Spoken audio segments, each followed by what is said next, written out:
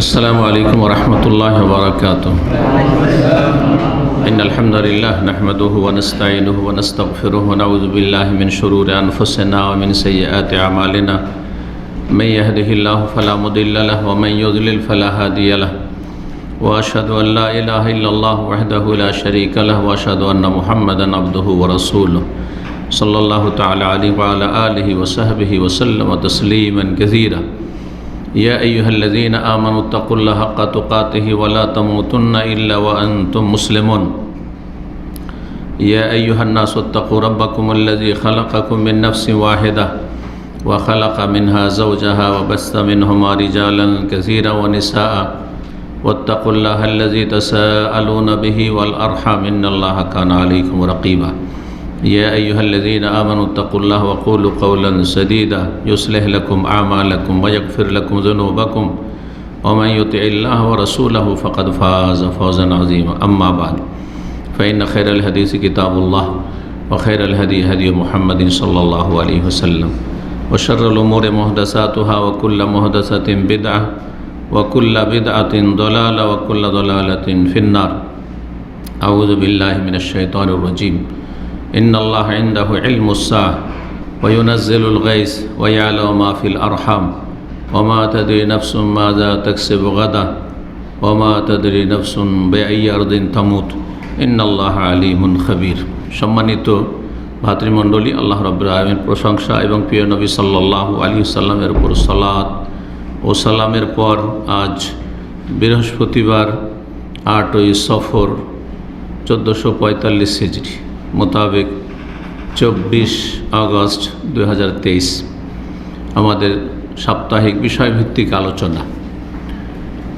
আলোচনার বিষয়বস্তু আজকে অত্যন্ত গুরুত্বপূর্ণ, যার থেকে মুক্তির কোনো পথ উপায় কারো জন্য নেই, কোনো সৃষ্টি এই বিষয়টি থেকে মুক্ত নয়।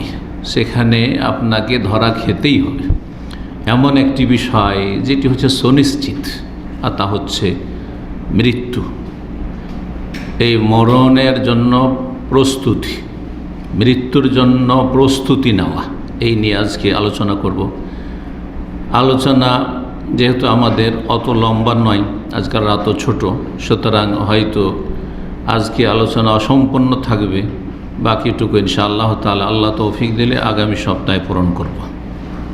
মওত, আরবিতে মওত, আর যার মওত হয় তাকে মাইয়েত বলা হয়।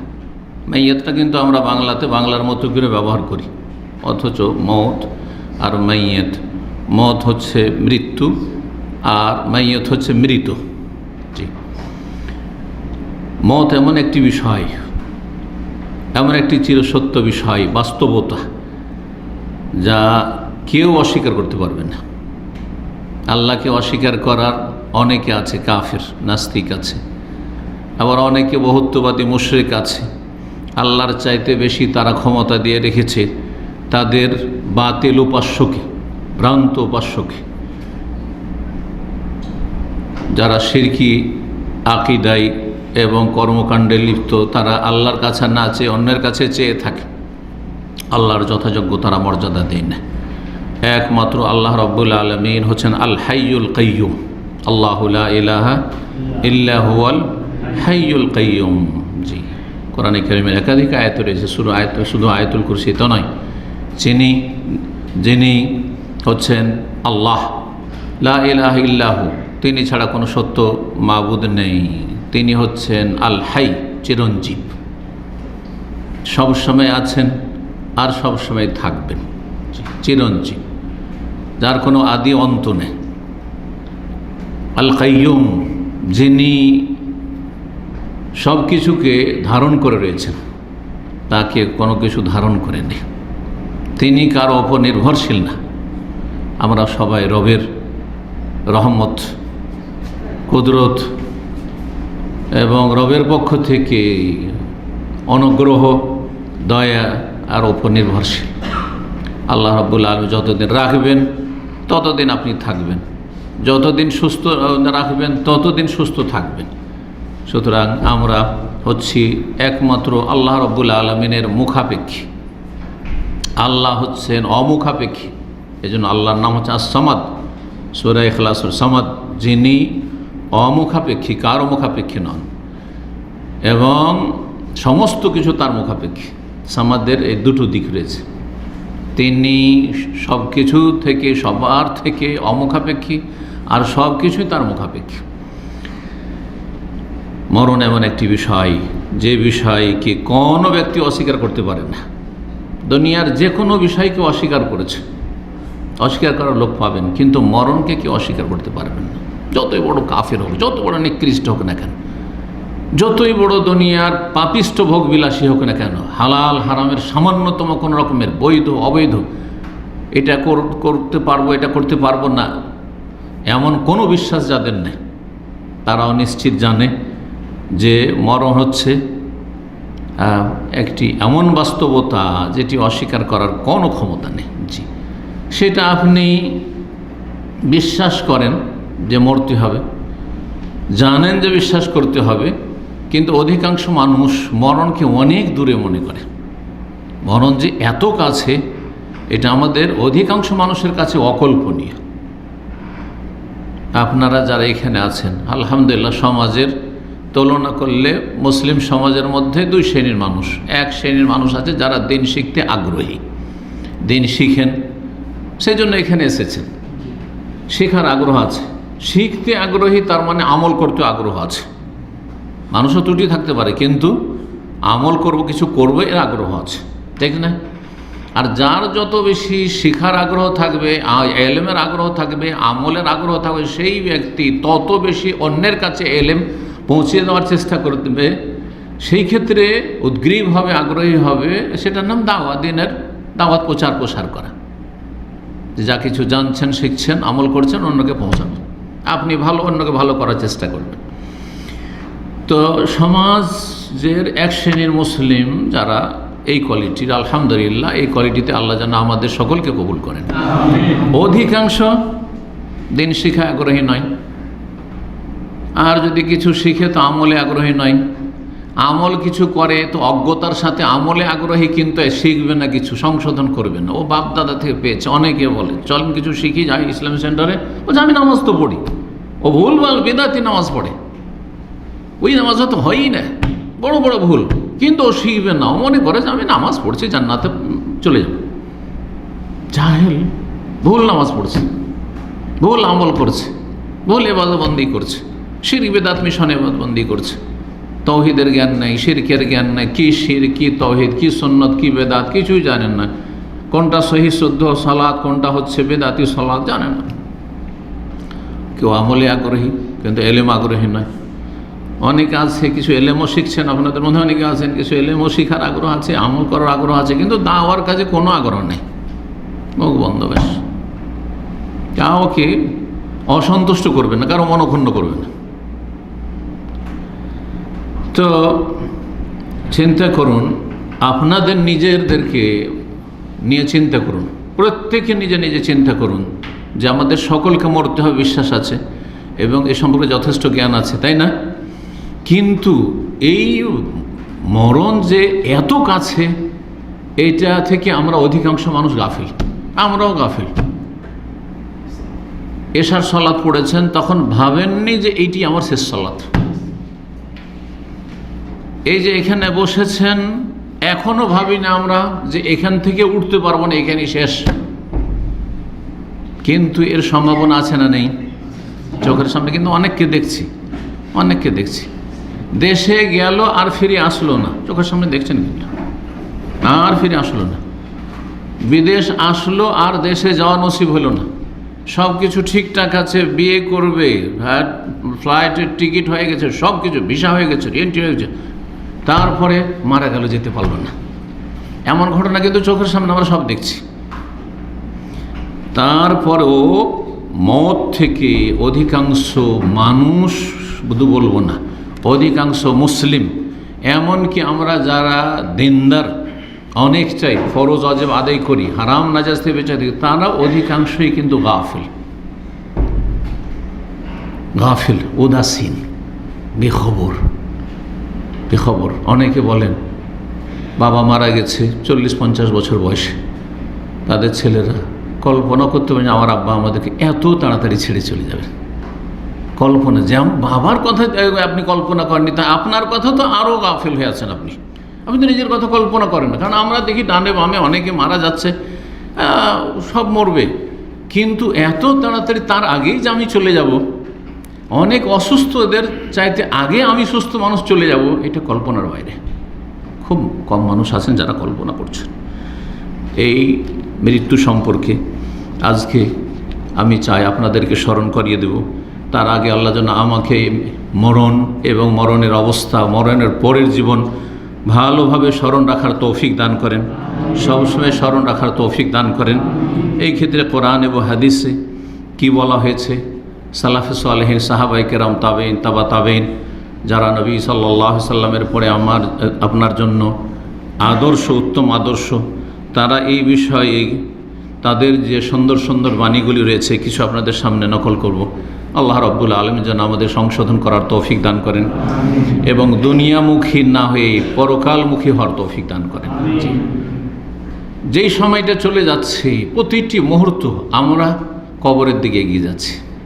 প্রতিটি মুহূর্ত, ঘন্টা নয় আর দিন রাত নয়, প্রতিটি মুহূর্ত, সেকেন্ড, এক একটি সেকেন্ড যে চলে যাচ্ছে কবরের দিকে এগিয়ে যাচ্ছে, মরণের দিকে এগিয়ে যাচ্ছে। আর তারপরের জীবনগুলি চিন্তা করুন, মরণ থেকে শুরু করে আপনার কবরের জীবন, সেখানকার অবস্থা কেমন হবে, মৃত্যুর সময় যে পরিস্থিতি হয়, মালাকুল মউত যখন, তখন কি অবস্থা হবে, আর তারপরে কবর থেকে যখন উঠানো হবে, পুনরুত্থান, হাসর নাসর, সেখানে কি হবে, হাসরের মাঠে কি হবে, সেখানে যতগুলি স্তর রয়েছে, এক একটি স্তর নিয়ে কোরআনে হাদিস যা বর্ণনা করা হয় চিন্তা করুন। আর তারপর সেখানে হিসাব নিকাশ আর সমস্ত কিছুর পরে তারপরে আমার নসিবে জান্নাত আসবে নাকি জাহান্নামী হইতে হবে, এই সবগুলি নিয়ে কি আমরা চিন্তা করছি? আল্লাহ যেন তৌফিক দান করেন। মওত আজকালকার জামানায় বিশেষ করে আকস্মিক মওত, হঠাৎ করে মরে যাওয়ার সংখ্যা অনেক বেশি বেড়ে গেছে, যেটা বিগত কালে ছিল না। অকালে মরে যাওয়া আর তারপরে হঠাৎ করে মরে যাওয়া, হঠাৎ করে চলতে চলতে শেষ। হ্যাঁ, যুবক মানুষ শেষ, 40-এ পৌঁছেনি শেষ। আকস্মিক মওত বেড়ে গেছে, বিভিন্ন কারণে বেড়েছে, যেগুলি যারা শরীর স্বাস্থ্যের ক্ষেত্রে বিশেষজ্ঞ তারাও আলোচনা করেছে, আর কোরআন হাদিসও সেগুলির দিক নির্দেশনা রয়েছে কেন। এবং আকস্মিক মওত থেকে আল্লাহ রাব্বুল আলামিনের চূড়ান্ত ফয়সালা তো হবেই, কিন্তু আমাকে আপনাকে সেই ক্ষেত্রে চেষ্টা করতে বলা হয়েছে, চেষ্টা করতে বলা হয়েছে। আল্লাহ রাব্বুল আলামিন যদি চূড়ান্ত কারো ফয়সালা রাখেন যে রোড অ্যাক্সিডেন্ট হবে, তো হবে না, হবে না, কিন্তু তাই বলে কি আপনি ইচ্ছা করে আপনি কি সেই ব্যক্তি হতে চাইবেন যে আমি রোড অ্যাক্সিডেন্ট করে মরে যাই? না, সতর্ক চলছেন, সতর্ক চলছেন আপনি। তো সমস্ত ক্ষেত্রে আমাদেরকে সতর্ক থাকতে হবে। আর মরণ যদি হঠাৎ করে নাও হয়, ধরেন 2-4-10 ঘন্টা সময় পেলেন, 10 দিন সময় পেলেন, অসুস্থ হয়ে থাকলেন, তারপরও সারা জীবন যদি আপনি পাপে ডুবে থাকেন, সারা জীবন যদি আপনি ফরজ ওয়াজিব আদায় না করেন, সারা জীবন যদি আল্লাহ থেকে সম্পর্কহীন থাকেন, তো মাত্র 2-4-10 ঘন্টা দিয়ে কতটা আপনি রিকভার করেন, কতটা আপনি সংশোধন করবেন? চিন্তা করুন, যদি কতটা সংশোধন করবেন আপনি। একজন মানুষ, আপনার আশেপাশে এমন বহু মানুষ আছে আলহামদুলিল্লাহ মুসলিম সমাজে, যে 10 বছর থেকে পাবন্দির সাথে ফরজ ওয়াজিব আদায় করা শুরু করেছে, 5 ওয়াক্ত সালাত শুরু করেছে। 15 বছর পরে প্রশ্ন ওঠে না যে তার সালাত ছুটবে।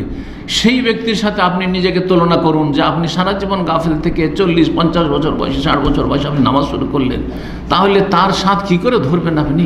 এত সহজ যে আমি অসুস্থ হয়েছি, এখন ভালো করে তওবা করে নেব। যেমন অনেকেই কিন্তু আশা করে বসে আছেন যে এখনও তো বয়স আছে, সময় আছে, আর ভাবছেন যে বয়সটা তো নিজের হাতেই মনে হয় আছে, আয়ুটা নিজের হাতে আছে, মরণ নিজের হাতে আছে। কখনো নিজের হাতে নেই, কারও নিজের হাতে নেই।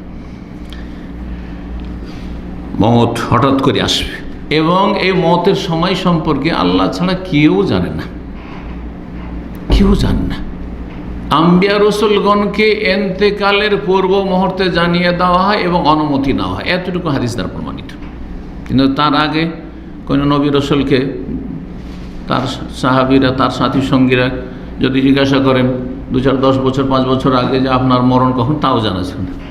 কোনো ব্যক্তি জানে। আল্লাহ কোরআনে বলছেন, সূরা লোকমানের সর্বশেষ আয়াত, 34টি আয়াত রয়েছে সূরা লোকমানে, শেষ আয়াত আল্লাহ কি বলছে? ইন্নাল্লাহ ইনদাহু ইলমুস সাআহ। এই আয়াতে 5টি ইলমে গায়বের কথা, যা মানুষের চোখের আড়ালে, মানুষের অজানা, মানুষের জন্য অদৃশ্য, এই সম্পর্কে বলা হয়েছে। এই অদৃশ্যর জ্ঞান একমাত্র কার কাছে রয়েছে? আল্লাহর কাছে রয়েছে। কাউকে আল্লাহ চাবি দেননি, কোনো নবী রসুলকে আল্লাহ চাবি দেননি যে গায়েবের রুম খুলবেন, ধরেন এখানে এই রুমে অনেক কিছু রাখা আছে আর চাবি কারো কাছে আছে, যখন তখন খুলছে আর কি আছে না আছে দেখছে। হ্যাঁ, কাবা ঘরের চাবি যার কাছে আছে, চাবি দিয়ে ইচ্ছা করলে, যেহেতু চাবির মালিক সে, যে কোনো সময় খুলছে। কাবা ঘরের ভিতরে কোনখানে কি আছে না আছে সব কিছু তার জানার ক্ষমতা আছে। তো গায়েব এমন একটা বন্ধ ঘর, অদৃশ্য, যার চাবি একমাত্র কার কাছে আছে? আল্লাহর কাছে। কোরআনে কারীমে আল্লাহ বলেছেন, ওয়াইনদাহু মাফাতিহুল গায়ব, একমাত্র তার কাছে, ইনদাহু মানে ইনদাল্লাহ, মাফাতিহ, মাফাতিহ মানে মিফতার বহু বচন। মিফতা মানে কি? চাবি। গায়েব মানে অদৃশ্য, অজানা। গায়েবের চাবি, অদৃশ্যের চাবি, গায়েবের চাবি একমাত্র আল্লাহর কাছে রয়েছে। লা ইয়ালামুহা ইল্লাহু, আল্লাহ ছাড়া কেউ জানে না। এইখানে এই মাফাতুল গায়ব হাদিসে রয়েছে, মাফাতুল গায়বে খামসা, 5টি বিষয়, বিশেষ করে মৌলিক বিষয় রয়েছে, যেগুলি হচ্ছে মূল অদৃশ্যের বিষয়, গায়বের বিষয়, এই সম্পর্কে আল্লাহ ছাড়া কেউ জানেন না। এই 5টি কথা সূরা লোকমানের এই আয়াতে বর্ণনা করা হয়েছে। প্রথম হচ্ছে ইন্নাল্লাহ ইনদাহু ইলমুস সাআহ, আল্লাহর কাছে কিয়ামতের চূড়ান্ত জ্ঞান রয়েছে, চূড়ান্ত ফয়সালা, যে কখন কিয়ামত হবে, কোন সালে, কেউ জানে? কোন নবী রসুল বলেছেন, ভবিষ্যৎবাণী করেছেন, ইশারা ইঙ্গিত করেছেন, লক্ষণ বলেছেন যে কিয়ামতের আগে এই বড় লক্ষণ হবে, তো ছোট লক্ষণ হবে, এগুলো বলেছেন। হ্যাঁ, মাঝারি লক্ষণ হবে, কেউ 2 ভাগ করেছে, কেউ 3 ভাগ, ঠিক আছে। কিন্তু কোন নবী রসুল কিন্তু নিজ নিজ উম্মতকে কেউ বলেননি যে এত বছর হচ্ছে পৃথিবীর বয়স, তারপর শেষ হয়ে যাবে। কেউ যদি বলে, এগুলো তাদের অনুমান ভিত্তিক কথা, আর অনুমান করে কথা বলা ইসলামে নিষেধ রয়েছে, নিন্দা করা হয়েছে। যার অনুমান ভিত্তিক কথা বলে, আইডিয়াতে, আন্দাজে কথা ছুঁড়ে দেওয়া, এগুলি জ্ঞানী মানুষের পরিচয় নয়। তারা যদি তার বাস্তবতা না হয়, অবাস্তব হয়ে যায়, তখন তারা সমাজে লাঞ্ছিত হয়, মান সম্মান চলে যায়। যেমন হচ্ছে এক শ্রেণীর বেদাতি মৌলভী হুজুররা কিয়ামতের আর ইমাম মেহেদির আর অমুক আর তমুকের আর এসবের ভবিষ্যৎবাণী করে দিল, আর তারপরে তাদের কথা মতো হইল না, তখন তারা সমাজে কি, তাদের মর্যাদা বেড়েছে না ছোট হয়েছে? লাঞ্ছিত হয়েছে, লাঞ্ছিত তারা। কিন্তু নির্বোধ যদি হয়, না বোঝে, সেটা তার বিষয়।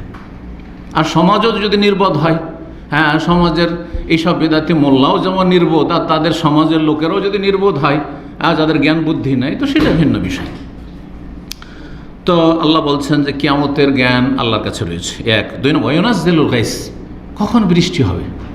আরে বৃষ্টি, আকাশে মেঘ দেখছে 2 দিন 3 দিন 4 দিন আগে থেকে বলে দিচ্ছে। কিন্তু বলুক তো যে 2024 সালে কোন কোন দিনে কখন কোন এলাকায় বৃষ্টি হবে, কোন শক্তি বলতে পারবে? অসম্ভব। তাহলে 2 দিন একদিকে যে আবহাওয়া দফতর বলছে, সেটা তারা দেখতে পাচ্ছে, তারা সেটা গায়েব থাকে না। আমি এই চোখে দেখি না, কিন্তু তারা যন্ত্র দিয়ে দেখছে। তাদের যে সাবজেক্ট রয়েছে, যে সাবজেক্টে লেখাপড়া হয়, সেটা দিয়ে তারা জানতে পারছে। তাহলে সেটা তখন আর তাদের কাছে অদৃশ্য থাকে না, দৃশ্য হয়ে যায়, তারা দেখে বলছে। আর কি, ওয়ায়ালামু মা ফিল আরহাম, আর মাতৃগর্ভে কি আছে 3 নম্বর, সেটাও একমাত্র কে জানেন? আল্লাহ, কেউ জানে না। আজকাল তো আল্ট্রাসাউন্ড করে বলে দিচ্ছে, সেটা দেখে বলছে না দেখে বলছে? দেখে বলছে। আবার কম্পিউটার চালু করতে পারবে না, আর তোমাকে এই আল্ট্রাসাউন্ড মেশিনও দেওয়া হবে না, এমনি বলো ডাক্তার সাহেব কী করতে লেখাপড়া করেছো, ঘাস খেয়ে লেখাপড়া করেছো, পারবে? তারপর দেখে বলছে যে কম্পিউটারে এই যে দেখেন, এই যে টুইন্স আছে, কিন্তু বলছে না এই বাচ্চাটা উল্টো হয়ে আছে, তুই আছে, দেখে বলছে। তো অনেক আল্ট্রাসাউন্ড করেছেন, যদি ডাক্তারের সাথে মোটামুটি খাতিরে থাকে তো সব দেখায়, কিন্তু দেখায়। ওমা তাদের সমাজা তাকসিবু গাদান, আর কোনো ব্যক্তি জানে যে আগামীকালকে কী করবে। আগামীকালকে তার নাম সুস্থ না অসুস্থ, তার নাম মৃত না জীবিত, হ্যাঁ, আগামীকালকে আপনার চাকরি থাকবে না চলে যাবে? হ্যাঁ, আপনার রুজি সৌদি আরবে আছে না নেই? কেউ জানেন? কেউ জানেন না, কেউ জানেন না। মাজা থাকছে বাগাদান, কালকে কি করবেন, কালকে কি খাবেন? হ্যাঁ, প্ল্যান আছে, প্ল্যান পুরা হইতে পারে না হইতে পারে, হ্যাঁ, না হইতে পারে। জি, বুঝতে পারছেন ভালো করে। কেউ জানে না যে কালকে কি করবে। আমরা কি জানতাম হ্যাঁ যে মাদ্রাসা পড়ে এতদূর পৌঁছিব, প্রথম এতটা পড়বো, তারপর এতটা পড়বো, তারপর তখন মদিনা আসবো, মদিনা থেকে আবার রুজি হ্যাঁ কোথায় আসবে, যেগুলো এখন পর্যন্ত হয়েছে জানা? ওটি জানা নেই, কিছুই জানা নেই।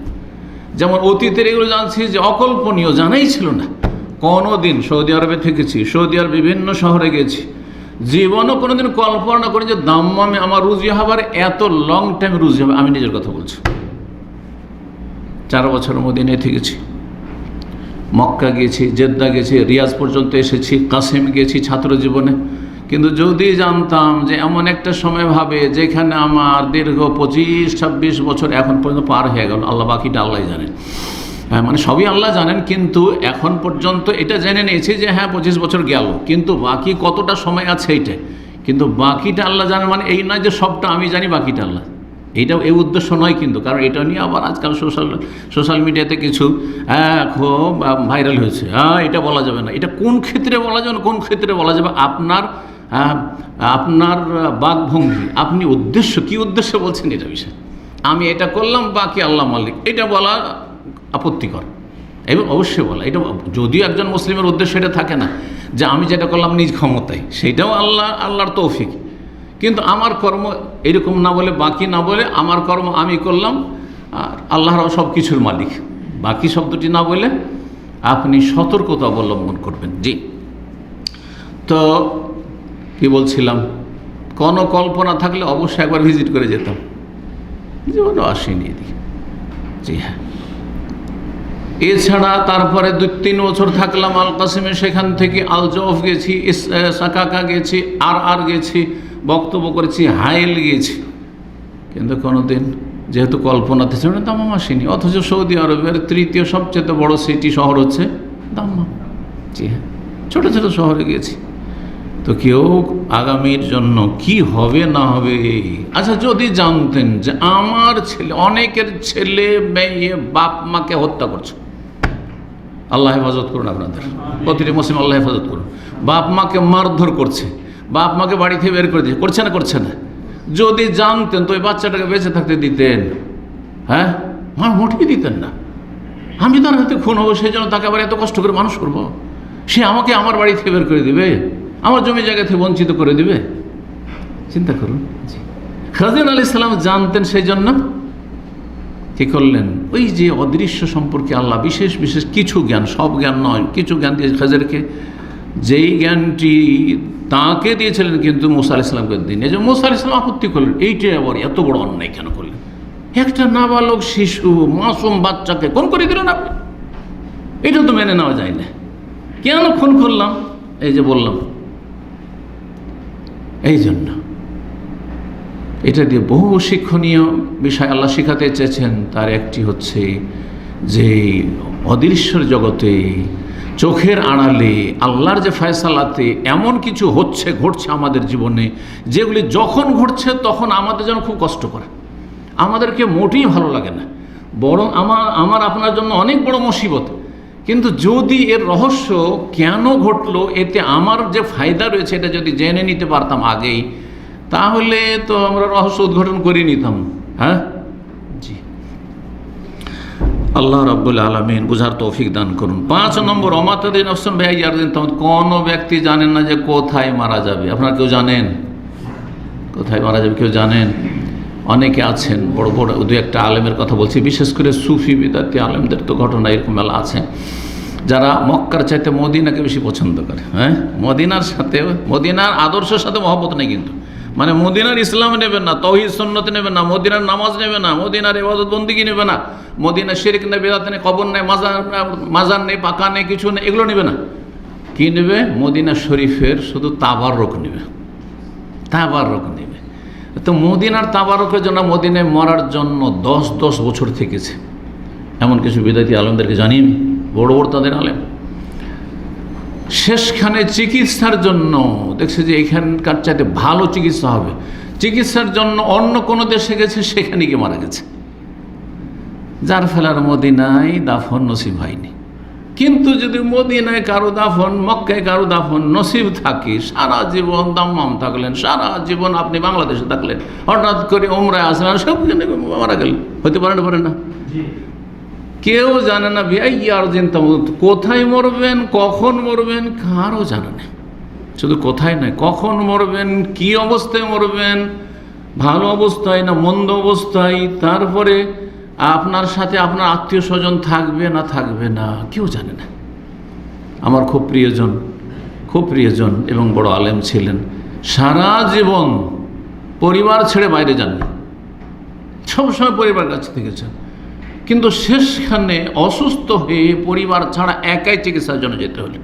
সেখানে হঠাৎ করে হার্ট অ্যাটাক হয়ে মারা গেল। তখন নিজের ছেলে, একজন ছেলে ছাড়া বা দুজন ছেলে ছাড়া, আর একজন ছাড়া, আত্মীয় ছাড়া আর কেউ নেই। সেখান থেকে তাকে নিয়ে আসতে হবে।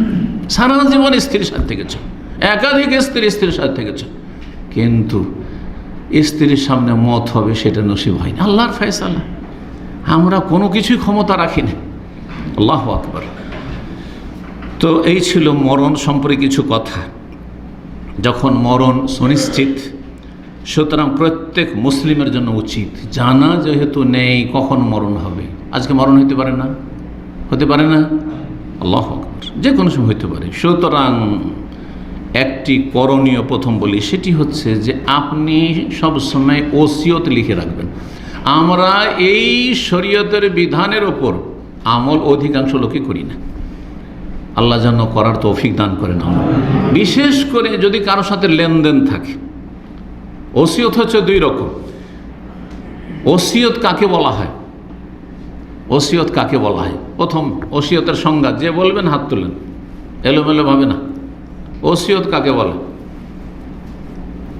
বাপ বা মা বা আমি, আপনি ওসিয়ত করছি, হ্যাঁ, কাউকে, ছাত্রদেরকে অথবা ছেলে মেয়েকে অথবা স্ত্রীকে। ওসিয়ত মানে কি? একজন হাত তুলবেন না, হ্যাঁ না, হ্যাঁ একজন বললাম, যে যেহেতু বলবেন হাত তুলবেন, হাত তুলে কথা বলতে হবে, হ্যাঁ, আগাম কিছু জানিয়ে রাখা, হ্যাঁ। আর কেউ? একটি শব্দ হচ্ছে ওসিয়ত, আরেকটি হচ্ছে নসিহত।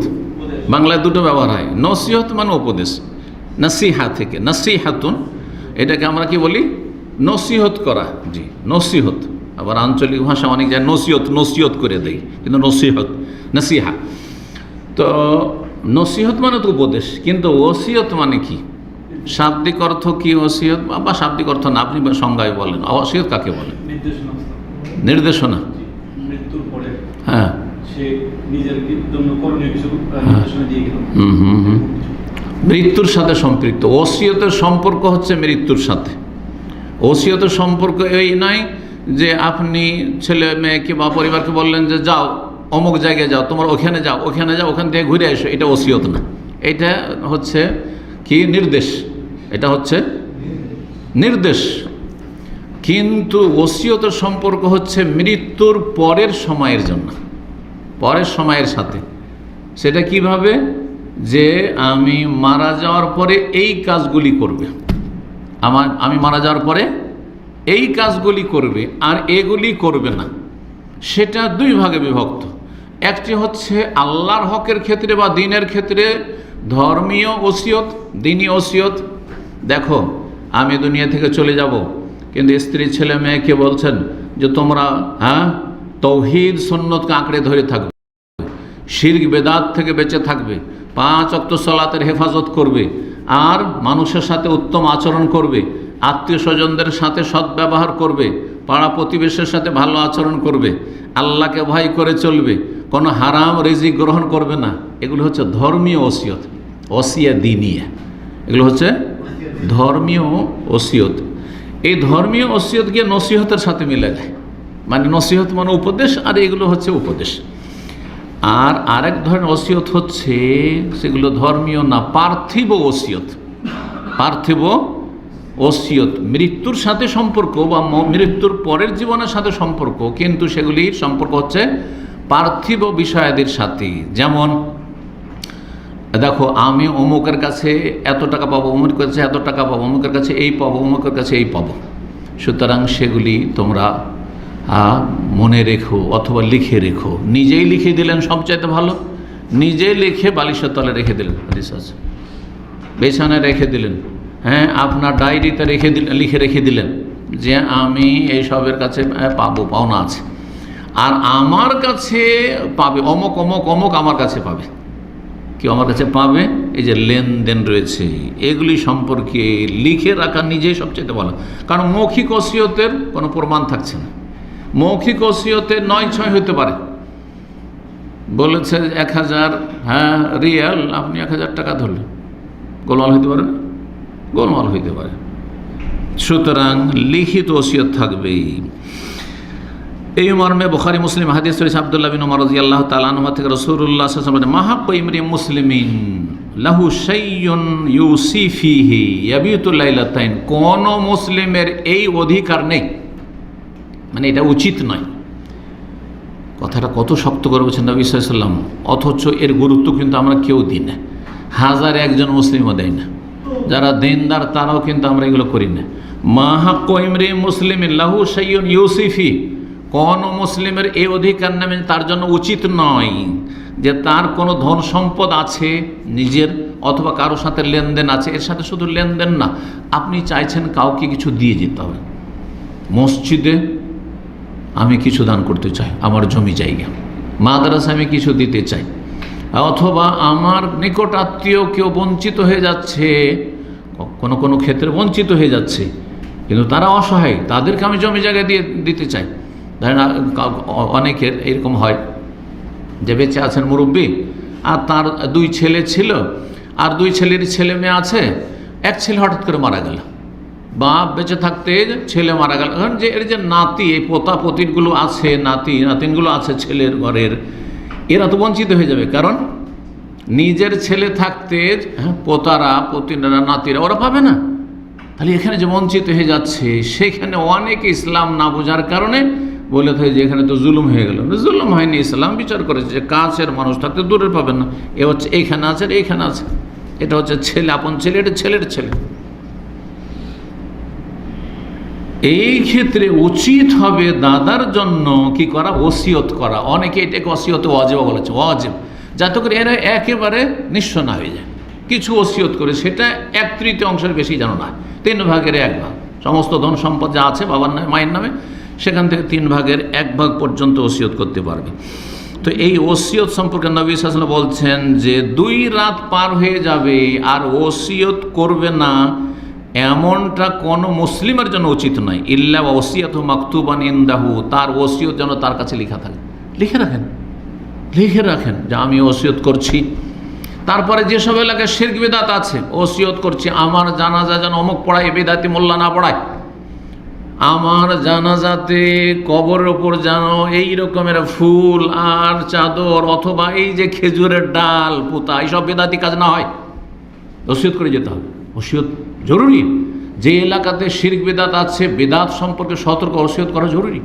যদি ওসিয়ত না করে থাকেন, অথচ জানছেন আমার ভক্তরা আমার কবরের ওপর ডাল পুঁতবে খেজুরের অথবা সেখানে ফুল দেবে, তাহলে সেই ব্যক্তির ওপর আযাব হবে। আযাব ভালো করে শুনে রাখেন, বিষয়টি এত সহজ বিষয় নয়। আপনার সমাজে বেদাত চলছে, আমার পরে আমার জন্য কোনো রকমের, আমার মরার পরে কোনো ভোজ করবে না। সমাজে ভোজ যেহেতু প্রচলিত বেদাতি সমাজে, কোরআন খানি করবেন না, এইসব বেদাতি তরিকে আমাকে বক্সাবার চেষ্টা করবে না, এসব করবে না, বলে যেতে হবে। জি, নবী সাল্লাল্লাহু আলাইহি ওয়াসাল্লাম হাদিস সহিহ বুখারী সহিহ মুসলিমে রয়েছে। জি, মরণ সম্পর্কে অনেক আয়াত রয়েছে। একটি আয়াত বলতে গিয়ে যথেষ্ট সময় হয়ে গেল। সূরা মুমিনুনের আয়াত নম্বর 99, 100, এই 2টো আয়াতে আল্লাহ বলছেন মানুষের যখন মরণের সময় আসে, অধিকাংশ মানুষ যেহেতু ত্রুটিপূর্ণ, ত্রুটিযুক্ত, গুনাহগার, আর গুনাহগারের যখন হঠাৎ করে মত আসলে তো কল্পনা করতে পারেন যে এত তাড়াতাড়ি মত চলে আসবে। আল্লাহ, আমি তো ফরজ নামাজটাই ঠিক করিনি, এখন রমজান মাসের এখন রোজাই ঠিক হয়নি আমার, হ্যাঁ, যাকাত ঠিক করে আমি দিইনি, 10 বছর হয়ে গেল সৌদি আরবে, কত টাকা পয়সায় বাড়ি পাঠালাম, দেশে পাঠালাম, আর কত কি করলাম, ফরজ হজটাই আদায় করিনি। বোধ নসিব অনেক আছে, 20 বছর আছে হজ করেনি এখনো। 20 বছর আগে 1,500 টাকা হজ করতে পারতো, এখন 15,000 ছাড়া হজ হয় না। কত হতভাগা, দিনের ক্ষেত্রে ক্ষতিগ্রস্ত, দুনিয়ার ক্ষেত্রে ক্ষতিগ্রস্ত, হজ করেনি। ও কল্পনা করতে পারে যে আমি মরে যাব হজ করার আগে এরকম করে লেট করলে। সুবহানাল্লাহ। সুতরাং যখন মরণের মুহূর্ত ঘনিয়ে আসবে আর ফেরেশতারাকে দেখবে, বিভিন্ন গুনাহ করেছে, গুনাহে জড়িয়ে রয়েছে, ফরজ ওয়াজিব ত্যাগ করেছে, হারাম নাজায়েজে লিপ্ত থেকেছে, হাত্তা ইযা জা আহাদাহুমুল মউত, সে কাফের হোক অমুসলিম, যেমন অমুসলিম এই আকাঙ্ক্ষা করে, ঠিক তেমনি মুসলিম সমাজে যারা পাপিষ্ট গুনাহগার, কাবিরা গুনাহে জড়িয়ে রয়েছে, ফরজ ওয়াজিব ত্যাগকারী, তারাও এই আল্লাহর কাছে আকাঙ্ক্ষা করে আর দরখাস্ত করে। হাত্তা ইযা জা আহাদাহুমুল মউত, যখন মরণের সময় ঘনিয়ে চলে আসে আর মুমূর্ষ অবস্থায় যখন আযাবের ফেরেশতাদেরকে দেখতে পায়, কালা, তখন বলে রব্বির জিউন, হে আল্লাহ ফিরিয়ে দাও, ওকে ফিরিয়ে দাও আল্লাহ, নিও না, এখন নিও না, একটু সময় দাও। আল্লাহু আকবার। লাআল্লি, কেন কেন?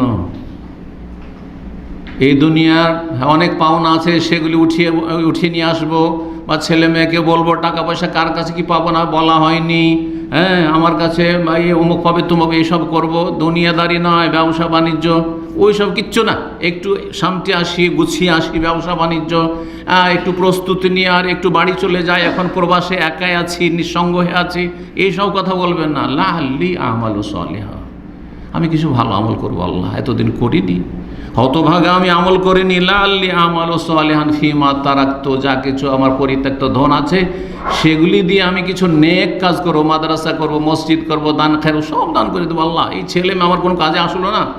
আযাবের সম্মুখীন যখন হয়েছে, আযাবের ফেরেশতাকে যখন দেখেছে, আল্লাহর পক্ষ থেকে ফেরেশতারা শাসা নিয়ে দেবো, কাল্লা, কখনো না, কোশ্চিন কালেও না, কোশ্চিন কালেও না, ইন্নাহা কালিমাতুন হুয়া কাইলুহা, আর এটা বলার কথা বললে তোমার কথা, এই সব কথা শোনা হবে না। হ্যাঁ তুমি বলতেই থাকো, বলতে থাকো, যার কথাকে মানা হয় না, গ্রহণ করা হয় না, তাকে এভাবে বলা, হ্যাঁ তো খুব বলতে থাকো, তোমার কথার কোনো মূল্য নেই এখানে। অমি ওয়ারাহিম বারযাখুন ইলা ইয়াউমি ইউবআসুন, আর তার পেছনে একটি বিশাল প্রাচীর সৃষ্টি হয়ে গেছে, তৈরি হয়ে গেছে কিয়ামত পর্যন্ত। হ্যাঁ, মরণের পরে আর কখনো ফিরে আসবে না। এই আকাঙ্ক্ষা যেমন করতে থাকে, মুমূর্ষ অবস্থায় যখন আযাবের ফেরেশতাকে দেখে নেয়, এটা একটি সময়, 3টি সময় করবে এটা।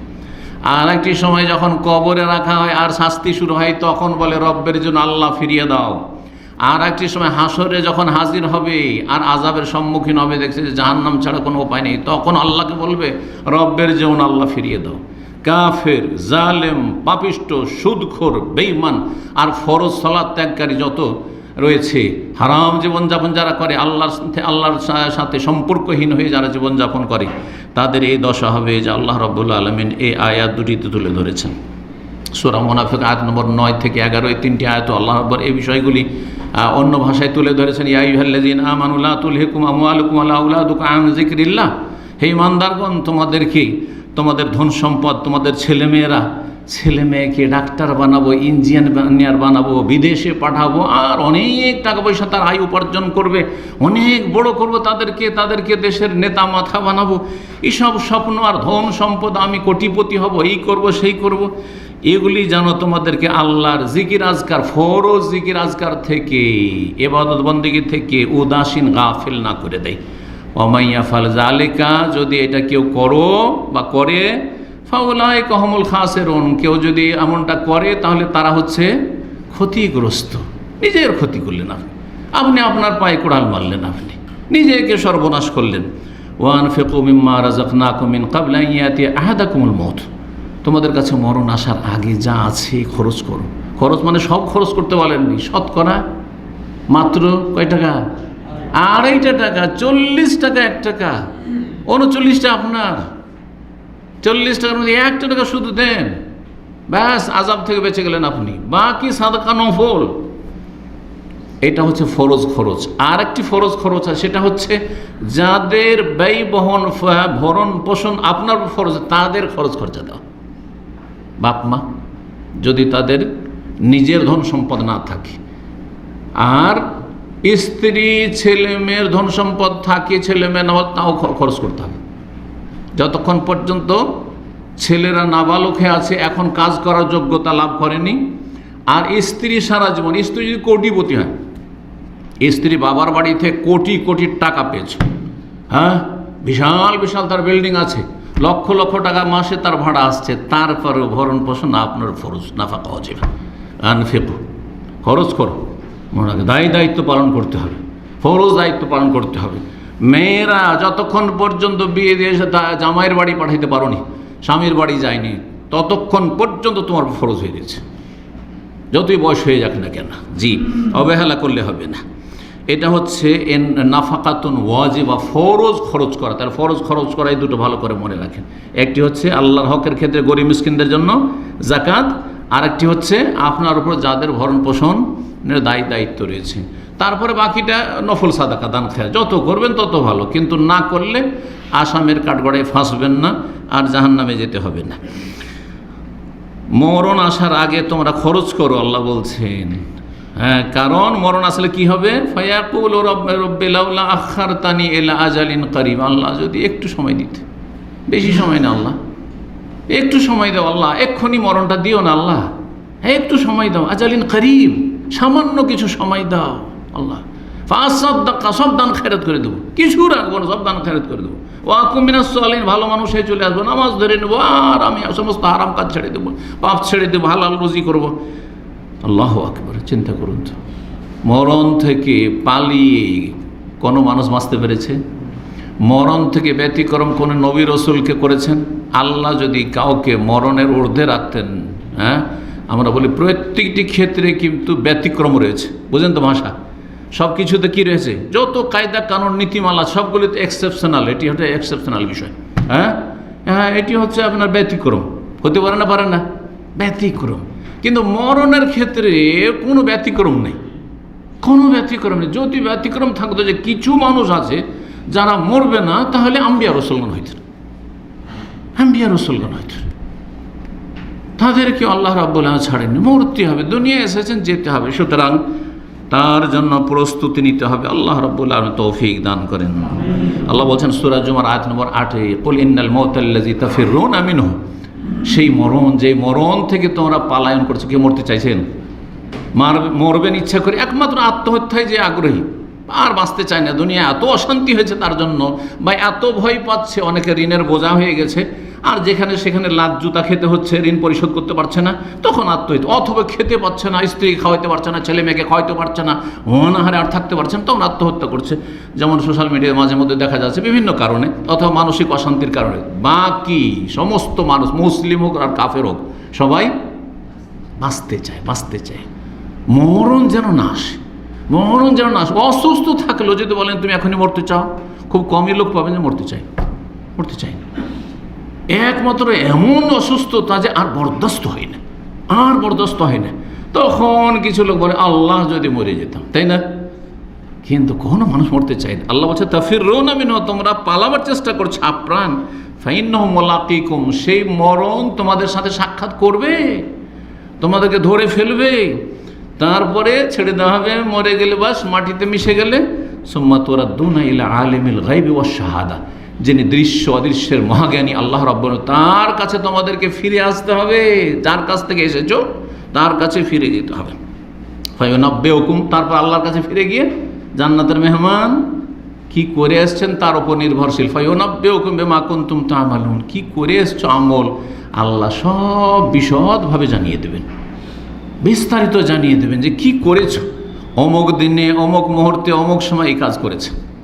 আজকাল কোম্পানিতে চাকরি করছেন, আর যে আপনি তাতে কি করেছেন, হ্যাঁ, ফিঙ্গারপ্রিন্ট দিয়ে হাজিরা দিচ্ছেন আর বেরোচ্ছেন, প্রতিটি সেকেন্ড হিসাব করে রাখছে না, রাখছে না। এই যন্ত্র, মানুষের তৈরি করা যন্ত্র হিসাব করে রাখছে। সুপার মার্কেটে আর যে কোনো সাধারণ দোকানেও যাচ্ছেন, কোন সময় খরিদ করলেন, কি খরিদ করলেন, কত টাকার করলেন, কত ঘন্টা, কত মিনিট, কত সেকেন্ডে কিনেছেন, সব আসছে না, আসছে না? মানুষই যদি তাই তৈরি করতে পারে, তো রাব্বুল আলামিনের কাছে কোন, ব্যাস হয়ে যাও, সাথে সাথে হয়ে যাবে। আল্লাহ রাব্বুল আলামিন যেন সজাগ হওয়ার তৌফিক দান করেন। মরণ সম্পর্কে আয়াত শোনালাম, আর ওসিয়ত সম্পর্কে একটি হাদিস শোনালাম, সামনে লম্বা আলোচনা আছে।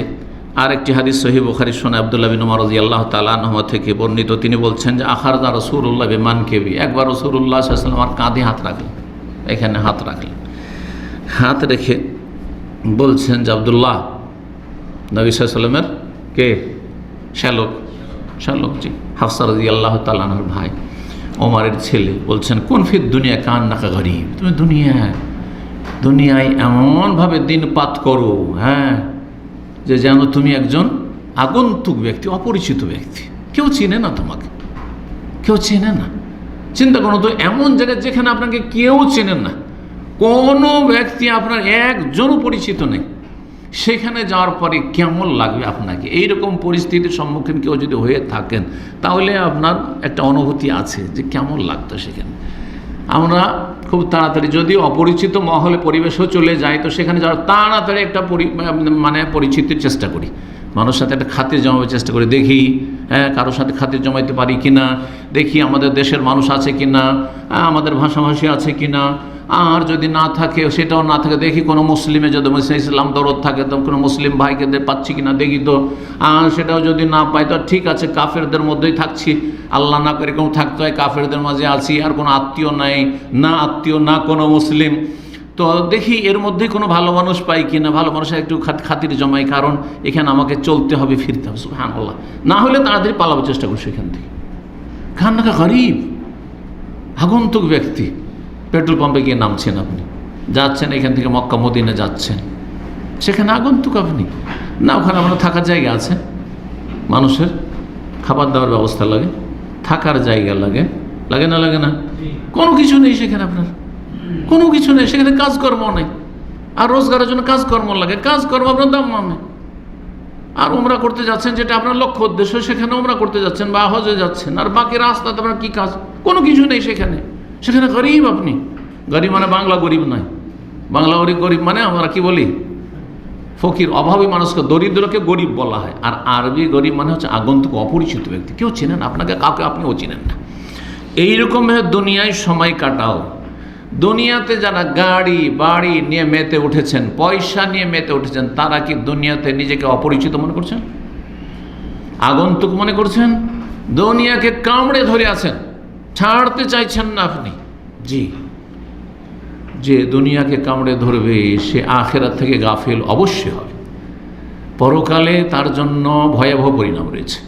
আর দুনিয়াকে যারা সফর মনে করবে, যে সফরে আছি আমি, তাড়াতাড়ি করে কাজ শেষ, তাড়াতাড়ি উঠে পড়বেন, কেটে পড়বেন, সেখান থেকে উঠে পড়বেন, না এখানে আর থাকবো না।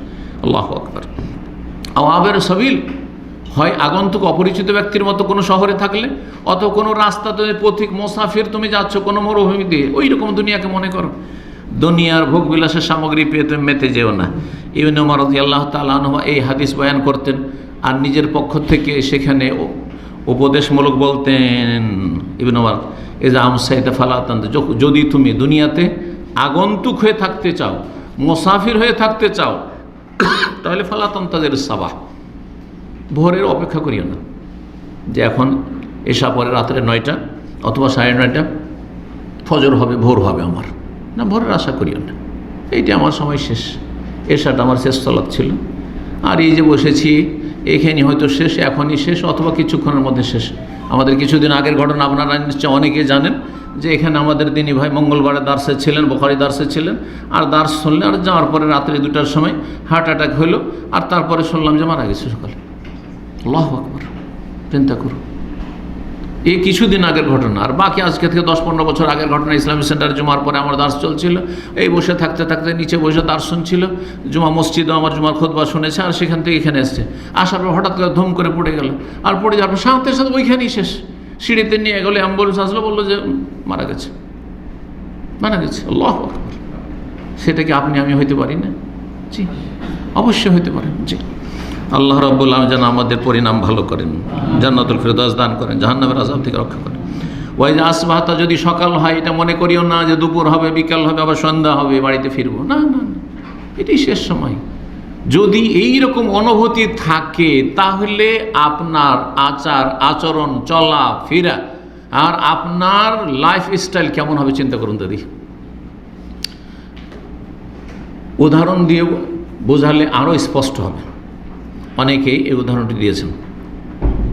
ধরেন একজন ব্যক্তিকে জেলখানাতে বন্ধ করে রাখা হয়েছে, সেলে, একাই, আর সেখানে কেউ নেই, কোনো কিছু দেখছে না, আর সেখানে তাকে বলা হয়েছে ফাঁসির রায় হয়েছে, ফাঁসির সাজা হয়েছে। সকালবেলা সকাল 8টার সময় বা 6টার সময় সকাল ফাঁসি হবে তোর, আর রাত্রে তাকে রাখা হয়েছে আর বলে দেওয়া হয়েছে তোমার সকালে কিন্তু ফাঁসি, মৃত্যুদণ্ড সকালে। আর সেখানে তাকে ভালো ভালো খাবার দিয়ে দেওয়া হয়েছে, ভালো ভালো যত রকমের খাবার দুনিয়াতে ভালো হইতো সব রকমের খাবার দেওয়া হয়েছে। আর তাকে বলা হয়েছে আর কি চাও, তোমাকে একজন সুন্দর রমণী দিচ্ছি, সুন্দর রমণী দিচ্ছি। তার ছেলে একজন সুন্দর রমণী দিয়ে দেওয়া হয়েছে, তুমি সারা রাত যা ভোগ করবে করো, কারণ তুমি দুনিয়া থেকে চলে যাবে, সুতরাং সরকার তোমাকে এই ফ্যাসিলিটি দিচ্ছে, সব করতে পারো, যা ইচ্ছা তাই খাও, আর এই যে তোমাকে সবচেয়ে সুন্দরী সুশ্রী নারী দেওয়া হইলো, তুমি সারা রাত ভোগ করো। বলুন সেই ব্যক্তি জেনা করতে পারবে? বলুন তো দেখি, পারবে কোনো ব্যক্তি? যতই অসৎ হোক পারবে? সকালে মরবো আমি নিশ্চিত। ফাঁসির ফায়সালা হয়েছে, যদি এই ফাঁসির ফায়সালাতে যদিও আপনি বলতে পারেন যে 90% বা 99% বলতে পারেন যে নিশ্চিত ফাঁসি হবে, কারণ চূড়ান্ত ফায়সালা হয়েছে, কিন্তু 100% বলতে পারেন না, ঠিক না? কিন্তু আল্লাহর ফায়সালা যদি মতের থাকে তো 199 হবে যে মরণ আছে রাত্রে, তবে একটু সন্দেহ আছে আল্লাহর তকদিরে, এরকম কিছু আছে? কফর হতেই পারে না, এটি আল্লাহর চূড়ান্ত ফায়সালা। তাহলে চিন্তা করুন তো দেখি, দুনিয়াটা তো ঠিক ওই রকম। যদি আপনি ওই জেলের ভিতরে আপনি জেনার কাছে সুন্দরী রমণী, এত সুযোগ জীবনে পাইনি, সেখানে আপনি হাত বাড়াতে না পারেন, একটা দানা ভিতরে যাচ্ছে না, হাত যাচ্ছে না খাবারের দিকে, অসম্ভব যে এখানে খাওয়া দাওয়া করবো, না খেয়ে থেকে গেলেন আপনি, আর এই সমস্ত ভোগবিলাস আপনার কোনো কিছুই মনে হইল না। সুবহানাল্লাহ, শুধু চিন্তা লেগে আছে যে আর বাঁচবো না, আমি আর বাঁচবো না, সকাল এতটা হইলে, এই কয়েক ঘন্টা পরে ঘড়ি দেখছেন, সকাল এতটা হইলেই আমার মরণ, হ্যাঁ নিশ্চিত মরণ।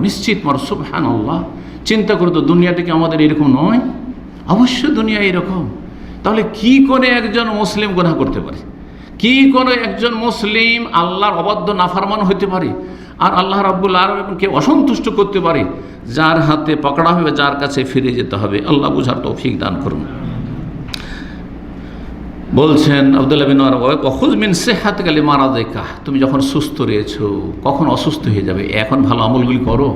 এই যে দিন শিখছেন, এক সময় হয়তো পারবেন না আসতে। এই যে আমি দিনই আলোচনা করছি, সারা জীবন কি পারা যাবে? হ্যাঁ, সারা জীবন নয়। আর তবে জীবনটা কি সারা জীবন হলো? জীবনটা কি চিরস্থায়ী?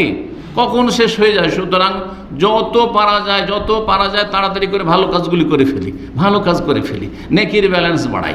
আল্লাহ যেন তৌফিক দান করেন।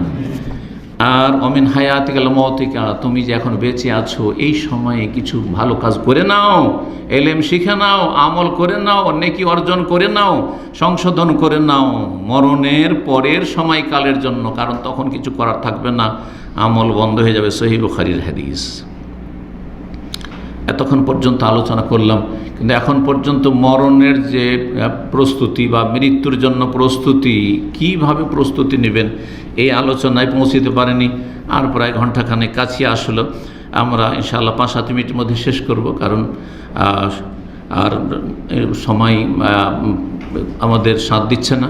আর সামনে ইনশাআল্লাহ তাআলা বাকি আলোচনা করব। তবে 2-1টি পয়েন্ট নিয়ে আলোচনা করি। 5টি পয়েন্ট আমার সামনে রয়েছে মৃত্যুর জন্য প্রস্তুতি নেওয়ার ক্ষেত্রে। আপনি মরার জন্য প্রস্তুত থাকবেন, এর মানে কিভাবে প্রস্তুত থাকবেন? যে আমার এই অবস্থায় মরণ হলে আমার কোনো চিন্তা নেই, মরতে তো হবে, কিন্তু যেই অবস্থায় মরলে আর কোনো চিন্তা থাকবে না, আল্লাহর রহমতের আশাবাদী যে আল্লাহর রহমত হবে, সুতরাং জান্নাত পাবো, জাহান্নাম থেকে বাঁচতে পারবো, কবর আযাব থেকে বাঁচতে পারবো, আল্লাহর কাছে হিসাব দিতে পারবো, কঠিন শাস্তি থেকে বাঁচতে পারবো।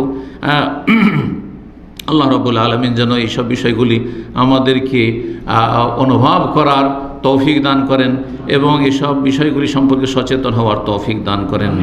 মরার জন্য প্রস্তুতির অনেক উপায় রয়েছে, তার মধ্যে প্রথম উপায় এক নম্বর উপায় হচ্ছে আপনার আকীদা সহি হওয়ার সাথে সাথে, আকীদা তো সহি হইতে হবে, তাওহীদ থাকবে, শিরক থাকবে না, সুন্নাত থাকবে, বিদআত থাকবে না, তার সাথে সাথে আর এটি সবচেয়ে বড় ফরজ, আকীদা সহি আকীদা হওয়া, এক আল্লাহর তাওহীদ সবচেয়ে বড় ফরজ। মানুষের জীবনে সবচেয়ে বড় ফরজ কি? তাওহীদ, আল্লাহর একত্ব, প্রথম ফরজ। এই ফরজ যেমন মুসলিমের ওপর তেমন কাফেরের উপর ফরজ। কাফেরকে ডাইরেক্ট বলা যাবে না যে তোমার নামাজ ফরজ, তোমার উপর যাকাত ফরজ, তোমার উপর রোজা সিয়াম ফরজ, তোমার উপর হজ উমরা ফরজ, হ্যাঁ, তোমার উপর এই পর্দা ফরজ, একজন অমুসলিম মহিলাকে বলা যাবে না। কিন্তু সকল মানুষকে, মুসলিম অমুসলিম সবাইকে বলা যাবে যে তোমার ওপর আল্লাহর একত্ব প্রতিষ্ঠা করা ফরজ। আল্লাহকে এক জানতে হবে, এক বলে মানতে হবে এবং আল্লাহর একত্ব কায়েম করতে হবে তোমার জীবনে। এই কথা বলে সম্বোধন করতে হবে। কোরআনে কারিমে আল্লাহ বলছেন, ইয়া আইয়ুহান নাসু উবুদু রাব্বাকুমুল্লাযী খালাকাকুম, হে মানব সকল। আল্লাহ শুধু মুসলিমকে বলেননি, প্রথম সম্বোধন কোরআনে কারিমে সূরা ফাতিহার পরে আপনি সূরা বাকারা শুরু করেন, প্রথম মানব জাতিকে আল্লাহ সম্বোধন করে বলছেন, ইয়া আইয়ুহান নাস, হে মানব সকল, উবুদু রাব্বাকুম, তোমরা তোমাদের প্রতিপালক আল্লাহর ইবাদত বন্দেগী করো। আর ইবাদত হচ্ছে আল্লাহর তাওহীদ ভিত্তিক, এক আল্লাহর ইবাদত করতে হবে। এক আল্লাহর ইবাদত হলে ইবাদত হবে, কারণ এক আল্লাহর ইবাদত করছেন আর মাজারেও সেজদা করছেন, এক আল্লাহর ইবাদত করছেন আর আবার দরগা দুর্গা পূজাও করছেন আপনি, তাহলে আপনি মুশরিক। শুধু আল্লাহর ইবাদত করলেন না, কার ইবাদত করলেন? আল্লাহরও করলেন আর আপনি দরগা দুর্গারও করলেন, মুশরিক আপনি আল্লাহর ইবাদত করলেন না। তো আল্লাহ যা ফরজ করেছেন সেই ফরজগুলি যথাযথ আদায় করতে হবে, এটা হচ্ছে সবচেয়ে বড় প্রস্তুতি। সুতরাং আপনি একজন মুসলিম হিসাবে প্রথম আপনার লাইফে দেখুন 5 ওয়াক্ত নামাজ ঠিক আছে কিনা, প্রত্যেকে দেখুন যে ফজর ঠিক আছে কিনা আপনাদের। যদি ফজর ঠিক না থাকে, মাশাআল্লাহ 4 ওয়াক্ত পড়ছেন কিন্তু ফজরে জাগেন না, ফজর সূর্য উঠে যাচ্ছে, তার মানে আপনার মরণের পরের জীবনের জন্য কোনো প্রস্তুতি নেই। মরতে যে হবে আর মরার পরে যে আমার কি হবে তার জন্য প্রস্তুতি নেওয়া, যাতে করে বিপদে না পড়ি আর আযাব শাস্তির সম্মুখীন না হই, এর জন্য প্রস্তুতি নেই। আর যদি বলে যে না আমার না ভয় আছে, প্রস্তুতি আছে, এটা হতে পারে যে আপনি আল্লাহর আযাবকে ভয়ও করছেন, আবার আযাব থেকে বাঁচার চেষ্টা করছেন না আপনি। হ্যাঁ, চিন্তা করুন তো দেখি, আপনার এই ফজর পড়লেন না, সূর্য উঠে গেল, তারপরে মরণ হয়ে গেল, আপনার কুফরের উপর মরতে হইল না? নামাজ ত্যাগকারী হয়ে বললেন আপনি, অক্ত পার করে দেন, আপনি কুফরের উপর মৃত্যু হয়ে গেল আপনার, এবং অন্তরে আপনার কুফরে লুকায়িত আছে। আগে থেকে অন্তর অসৎ যে আমি 4 ওয়াক্ত পড়বো, 5 পড়বো না, ফজর উঠবো না। আল্লাহ রাব্বুল আলামিন যেন 5 ওয়াক্ত সালাতের হেফাজতকারী বানিয়ে দেন আমাদের সকলকে। যাকাত, হজ, রমজানের সিয়াম ইত্যাদি যতগুলি মুসলিম জীবনে ফরজ রয়েছে সেগুলির হেফাজত করে আমাদেরকে কী করতে হবে? মরণের জন্য প্রস্তুতি নিতে হবে। এই ক্ষেত্রে এসব ইবাদত বন্দেগীর ক্ষেত্রে যেমন এক আল্লাহর ইবাদত করতে হবে, রাসূলুল্লাহ সাল্লাল্লাহু আলাইহি ওয়াসাল্লামের তরিকার অনুসরণ করতে হবে। আবার নামাজ পড়ছেন আবার বাপদাদার তরিকা, তো হবে না। নামাজ পড়ছেন আপনার মুরব্বীরা যেমন শিখিয়েছে, আপনি শিখলেনও না সহি নামাজ, বেদাত দিয়ে নামাজ শুরু করলেন, বেদাত দিয়ে শেষ করলেন, নিয়ত পড়বেন, আপনি জায়নামাজের দোয়া পড়বেন, আর আপনি আরও কত কি বেদাত করবেন, সম্মিলিত মোনাজাত করবেন, আর সালাম ফেরার পরে কপালে হাত দেবেন, এসব করবেন। এগুলো নবী করেছেন, নবী সাল্লাল্লাহু শিখিয়েছেন। নবী সাল্লাল্লাহু আলাইহি সাল্লামের অনুসরণ করতে হবে জীবনের প্রতিটি কথায় কাজে অনুসরণ করতে হবে। আল্লাহ রাব্বুল আলামিন বলেছেন ওয়াকিমুস সালাত ওয়া আতুজ যাকাত, কত যে আল্লাহ বলেছেন আকিমুস সালাত, সালাত ছাড়া কোনো পরিত্রাণ নেই। হাফিজু আলাস সালাত, সালাতের তোমরা হেফাজত করো, আল্লাহ বলেছেন। আল্লাহ বলেছেন কুতিবা আলাইকুমুস সিয়াম, তোমাদের উপর রমজানের সিয়াম ফরজ করা হয়েছে। আল্লাহ বলেছেন হিজ্জুল বাইতে মান ইসতাতা ইলাইহি সাবিলা, বাইতুল্লাহর হজ ফরজ যদি বাইতুল্লাহ পর্যন্ত পৌঁছিতে পারো। আল্লাহ রাব্বুল আলামিন যাকাত দিতে বলেছেন, যাকাত নিতে বলেছেন নবী সাল্লাল্লাহু আলাইহি ওয়াসাল্লাম, খুয মিন আমওয়ালিহিম সাদাকা, যাকাত আল্লাহ ফরজ করেছেন। নবী সাল্লাল্লাহু আলাইহি ওয়াসাল্লামের হাদিস, ইসলামের খুঁটি, ইসলামের স্তম্ভ হচ্ছে 5টি। লা ইলাহা ইল্লাল্লাহ মুহাম্মাদুর রাসূলুল্লাহ সাক্ষ্য প্রদান করা, 5 ওয়াক্ত সালাত কায়েম করা, যাকাত দেওয়া, রমজান মাসে রোজা রাখা, আর বাইতুল্লাহর হজ করা। এই 5টি খুঁটি যদি না ঠিক থাকে তাহলে আপনার কি করে পরিত্রাণ হবে আর মরণের জন্য কি করে প্রস্তুতি নিলেন? আল্লাহ রাব্বুল তৌফিক দান করেন। 2 নম্বর প্রস্তুতি, মরণের জন্য প্রস্তুতি হচ্ছে বেশি বেশি মরণকে স্মরণ করা, বেশি বেশি মরণকে স্মরণ করা। কেমন করে মরণকে স্মরণ করবেন? জি, মরণকে স্মরণ করার জন্য মাঝে মাঝে কবর জিয়ারত করতে যাবেন, কবর জিয়ারত করতে যাবেন। নবী সাল্লাল্লাহু আলাইহি ওয়াসাল্লাম কি বলেছেন? আনাস রাদিয়াল্লাহু তাআলা বর্ণনা করছেন, কুনতু নাহাইতুকুম, রাসূলুল্লাহ বলছেন, কুনতু নাহাইতুকুম আন জিয়ারাতুল কবর। প্রথম ইসলামে যেহেতু নতুন নতুন শিরক কুফরি থেকে ইসলাম গ্রহণ করছে, এই সময় কবরের কাছে গেলে শিরক করতে পারে। কারণ দেবদেবীকে লাত উজ্জা মানাতকে মক্কার কাফেরদের, তারপরে মদিনার যারা মুশরিক ছিল তারাও মূর্তি পূজা করতো, আউস খাজরাজ, তো এই দাঁড় করে পূজা করছে, এইটা বাদ দিয়ে মাজার পূজা শুরু করে, এই ভয় ছিল। যার ফলে প্রথম নতুন যখন ইসলাম গ্রহণ করেন সাহাবীরা, প্রথম যুগে নিষেধ করে কবর কাছে যেতে পারে না, মাটি দিয়ে আসলে দাফন করে আর কবর কাছে যাবে না। কুনতু নাহাইতুকুম আন জিয়ারাতুল কবর, তোমাদেরকে কবর জিয়ারত করতে নিষেধ করেছিলাম। আল্লাহ, এখন কিছুদিন চলে গেছে, তোমরা বেশ কিছু তাওহীদ সুন্নত শিখে নিয়েছো, শিরক বিদআত বুঝে নিয়েছো, হালাল হারাম বুঝে নিয়েছো। আলা ফাজুরুহা, শোনো, এখন তোমরা কবর জিয়ারত করো, কবর জিয়ারত করো। মাঝে মাঝে কবর দেখতে যাওয়া হচ্ছে সুন্নাত, দেখতে যাওয়া। কবর জিয়ারত মানে শুধু দোয়া করতে যাওয়া নয়, দোয়া করলে তো তার ফায়দা হইল, কিন্তু দোয়া না করে যদি কবর দেখেন তো আপনার ফায়দা রয়েছে। দুটো কাজ, কবর জিয়ারত করতে গিয়ে দুটো কাজ, একটি হচ্ছে আপনার ফায়দা, যে জিয়ারত করলো তার ফায়দা, আরেকটি হচ্ছে যার জিয়ারত করলেন ওই কবরওয়ালার উপকারিতা। নবী সাল্লাল্লাহু আলাইহি ওয়াসাল্লাম বলছেন, তোমরা জিয়ারত করো, ফাইন্নাহা ইয়ারিকুল কলব, তাতে অন্তর নরম হবে। হবে না? কোন কবরে গেলে অন্তর নরম হয়? পাকা কবরে, শাহজালাল মাজারে গেলে হবে, আটরসিয়ার মাইজ ভান্ডারিতে গেলে হবে, ও বায়েজিদ বোস্তামির কবরে, আর আজমিরে গেলে হবে, খাজা বাবার মাজারে। এসব তো শিরক কুফরির জায়গা হয়ে গেছে। এখানে গেলে তো শুধু পয়সার খেলা, পয়সা, কত পয়সা যে ইনকাম করছে এই ধর্ম ব্যবসায়ীরা, ওই দেখে কি করে আখেরাত স্মরণ হবে? মোটেই আখেরাত স্মরণ হবে না। আখেরাত স্মরণ করার জন্য আপনার বাপ দাদার কবর কাছে যেতে হবে। দাদা দাদি কবরগুলো ভেঙে ভুঁসড়ে পড়ে গেছে, জঙ্গল হয়ে গেছে, সেখানে গিয়ে দেখতে হবে। আল্লাহু আকবার। আজকে থেকে 50 বছর আগে আমার চাইতে শক্তিশালী, জাঁদরেল, প্রভাবশালী আমার দাদা ছিলেন, আমার বাবা ছিলেন, আমার দাদি ছিলেন, আমার নানি ছিলেন, তারা এখানে, এই যে দেখো কী অবস্থায় আছে। আমাকে এখানে চলে যেতে হবে, আমাকে এখানে যেতে হবে। কখন যে হুকুম হয়ে যাবে, আল্লাহ রাব্বুল আলামিনের হুকুম হয়ে যাবে। ফাইন্নাহা তুযাক্কিরুকুমুল আখির, হাদিসে রয়েছে, এতে কি হবে? আখিরাত স্মরণ করাবে, অন্তর নরম হবে। অন্য হাদিসে রয়েছে, এক সংক্ষেপ যে হাদিসটি রয়েছে সেখানে রয়েছে ফাইন্নাহা তুযাক্কিরুকুমুল আখিরা, কিন্তু আরেকটা হাদিসে রয়েছে কবর জিয়ারত করলে ইয়ারিকুল কলব, অন্তর নরম হয়, কান্না আসবে, মনটা নরম হবে। জি হ্যাঁ, দুনিয়া বিমুখতা আসবে, আখিরাত সম্পর্কে চিন্তাশীল হবেন। ওয়া তাদমাউল আইন, চোখে পানি আসবে, চোখে পানি ঝরবে, কান্না আসবে, নবী সাল্লাল্লাহু আলাইহি ওয়াসাল্লাম বলছেন। আর ওয়ালা তাকুল হুজরান, ফালতু কথা বলবে না, অসার কথা, নিষিদ্ধ কথা বলবে না, ইসলাম বিরোধী কথা, মানে সেখানে গিয়ে কবরের কাছে গিয়ে বেদাত করবে না, শিরকি কথা বলবে না। মুস্তাদরাক হাকিমে এই হাদিসটি রয়েছে। আর আরেকটি হাদিস যেটা বললাম সেটা সহি, আরও দুটোই সহি হাদিস। এই হাদিসটিকে হাসান বলেছেন। নবী সাল্লাল্লাহু আলাইহি ওয়াসাল্লাম আরেকটি হাদিস আবু রাদিয়াল্লাহু তাআলা আনহু বর্ণনা করেছেন, আকসিরু যিকরা হাযিমিল লাজ্জাত, নবী বলছেন, তোমরা বেশি বেশি দুনিয়ার স্বাদ বিনষ্টকারী বিষয়টিকে স্মরণ করিও। স্মরণ করতে হবে। জি, মরণ কথা সবসময় স্মরণ করে। খেতে বসে যদি সত্যি মরণ কথা স্মরণ আসে, তাহলে কি আপনি মনে করবেন যে এই খাবারটা আমার চিরকাল থাকবে? এই যে এখন বসে খাচ্ছি, হতে পারে এটাই শেষ। এই যে আমার স্ত্রী পাশে বসে আছে, হতে পারে এটাই শেষ। জি, এই যে বিদায় হয়ে আসলাম স্ত্রীর কাছ থেকে, প্রবাসে আসলাম, এটাই শেষ। জি, এই যে স্ত্রীর হাতে খেলাম, মায়ের হাতে খেলাম, এটাই শেষ। মাই চলে যাবে অথবা আমি আগে চলে যাব। জি, চোখের সামনে দেখতে পাচ্ছেন। তো আকসিরু যিকরা হাযিমিল লাজ্জাত, যাতে দুনিয়ার সমস্ত স্বাদকে তিক্ত করে দেয়। দুনিয়ার যত স্বাদ রয়েছে, সমস্ত স্বাদ ওই মরণের কথা স্মরণ হলে সব শেষ হয়ে যাবে। যেমন একটু উদাহরণ দিয়ে বলছিলাম যে এত মজার জায়গায়, আমোদ ফুর্তির জায়গায় আপনাকে জেলখানায় রেখে দেওয়া হয়েছে, আর তারপরে যেহেতু মৃত্যু নিশ্চিত, সেই জন্য কোনো জীবনে স্বাদ নেই, স্বাদ নেই।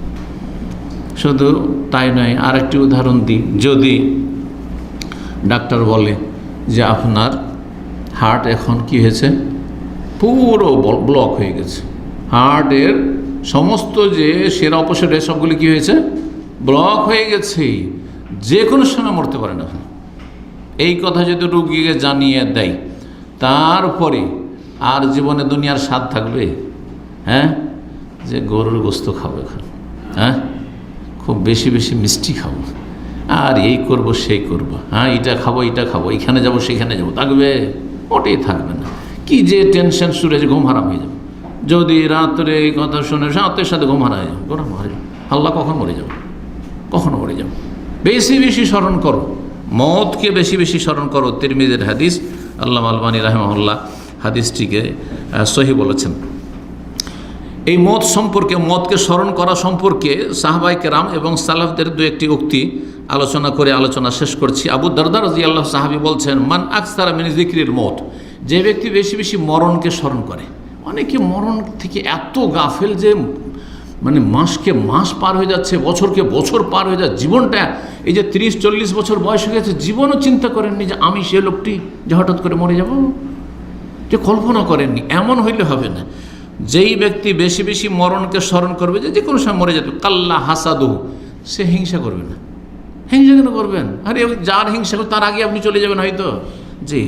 আর কি ওয়াকাল্লা ফারহু, তার হাসি খুশিও কমে যাবে, মুখের হাসি আসবে না, অট্ট হাসি মোটে আসবে না। আর সবসময় হাসি তার আমোদ ফুর্তিতে থাকবে না, এটা কখনো হবে না। যখনই স্মরণ হবে মরণের কথা। এই কথা মুসান্নাফ ইবনে আবি শাইবাতে রয়েছে, আবু দারদা রাদিয়াল্লাহু উক্তি।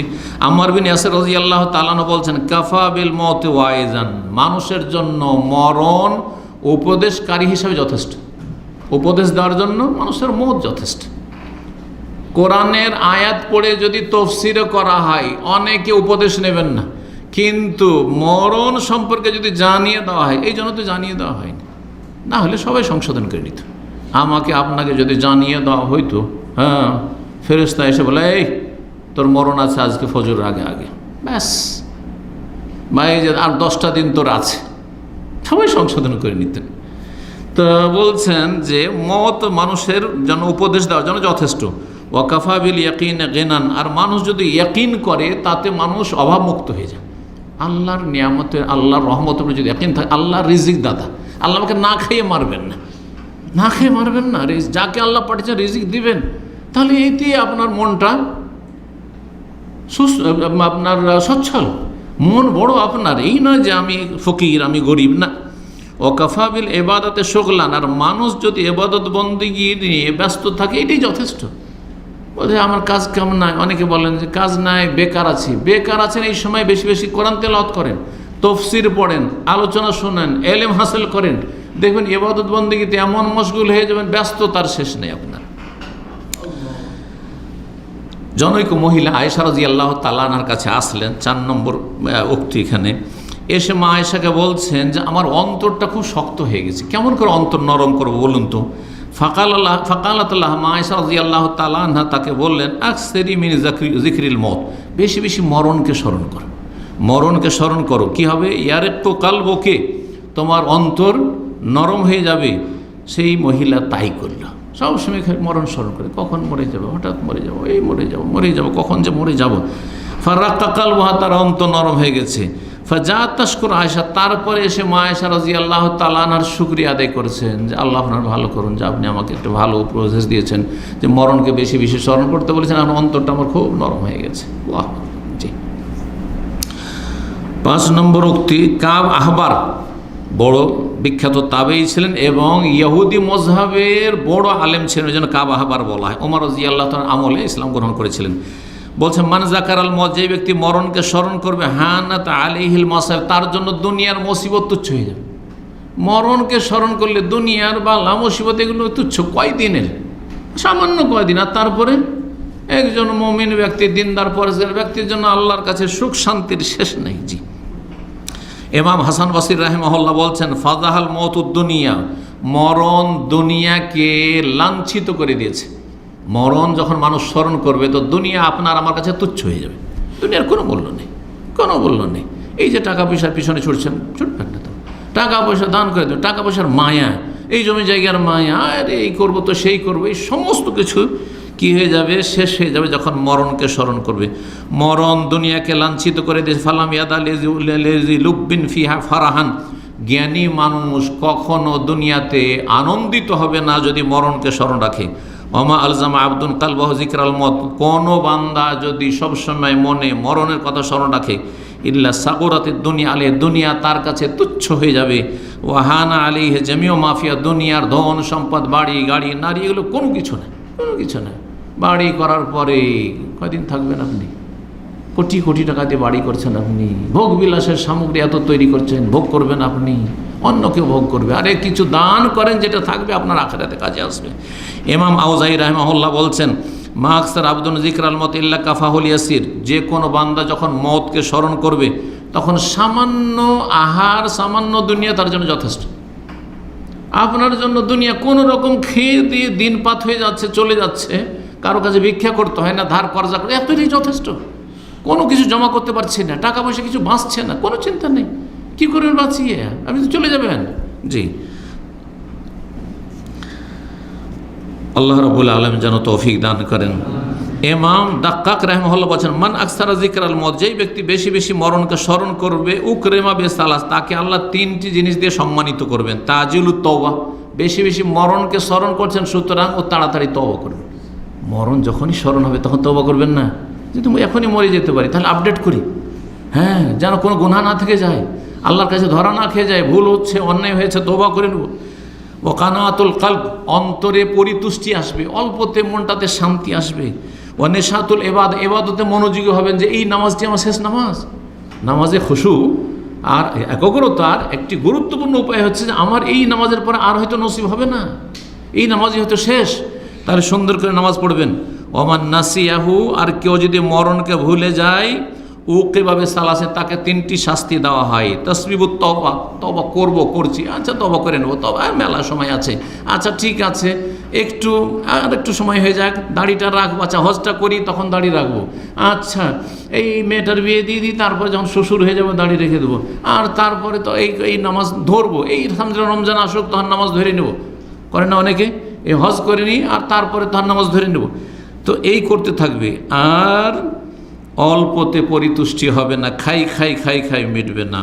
যখন মরণ থেকে গাফিল, খাই মিটবে না, আর এবাদতে উদাসীন গাফিল হয়ে যাবে, এবাদতে মন লাগবে না। আল্লাহ রাব্বুল আলামিন যেন আমাদেরকে মরণ স্মরণ করার তৌফিক দান করেন। দুইটি উপায় আলোচনা করলাম, একটি হচ্ছে ফরজ ওয়াজিবের হেফাজত করা, হারাম নাজায়েজ থেকে বেঁচে থাকা, আর 2 নম্বর হচ্ছে বেশি বেশি মরণকে স্মরণে রাখা। এই দুটি আলোচনা করলাম, কি মরণের জন্য বা মৃত্যুর জন্য প্রস্তুতির মাধ্যম, প্রস্তুতি নেন। আল্লাহ রাব্বুল আলামিন যেন আমাদেরকে মরণের পরের জীবনের জন্য প্রস্তুত হওয়ার তৌফিক দান করেন। বাকি থাকলো 3টি, ইনশাআল্লাহ তাআলা আল্লাহ তৌফিক দিয়ে আগামী সপ্তাহে আলোচনা করব। রব্বুল আলামিনের কাছে দোয়া করি যেসব মুসলিম ভাই বোন দুনিয়া থেকে চলে গেছেন তাদেরকে জান্নাত নসিব করেন, আর যারা আছেন তাদেরকে আল্লাহ ঈমান ইসলামের উপর রাখেন, ফরজ ওয়াজিব আদায়ের তৌফিক দান করেন, হারাম নাজায়েজ থেকে আল্লাহ বাঁচিয়ে রাখেন, গুনাহ খাতা আল্লাহ মাফ করেন। ওয়া সাল্লাল্লাহু ওয়া সাল্লাম আলা নবিয়িনা মুহাম্মদ ওয়া আলা আলিহি ওয়া সাহবিহি আজমাইন।